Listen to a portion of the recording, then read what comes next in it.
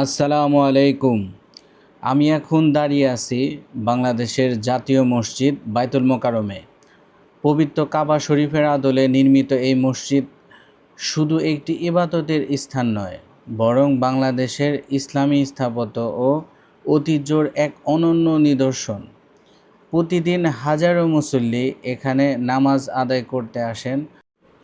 মসজিদের এক পাশে গুলিস্তান এবং অপর পাশে মতিঝিল হওয়াতে এখানে বেশ মুসল্লিরা নামাজ পড়তে আসে।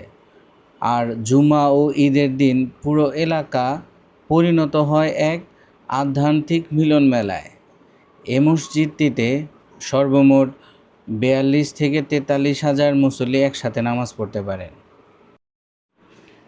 ১৯৬০ সালে মসজিদটির নির্মাণ কাজ শেষ হয় এবং ১৯৬৩ সালের দিক থেকে প্রধান অংশে নিয়মিত নামাজ আদায় শুরু হয়। মসজিদটিতে মহিলাদের জন্য আলাদা নামাজের স্থান রয়েছে এবং ওযু ও টয়লেটের ব্যবস্থাও রয়েছে। মসজিদটি ৮ তলা বিশিষ্ট এবং ভূমি থেকে প্রায় ৯৯ ফুট মানে প্রায় ৩০ মিটার উঁচু। মসজিদের নিচতলায় মার্কেট, যেখানে প্রায় ১৪৬টিরও বেশি দোকান রয়েছে। এসব দোকান থেকে প্রাপ্ত আয়ের একটি অংশ মসজিদের রক্ষণাবেক্ষণে ব্যয় হয়।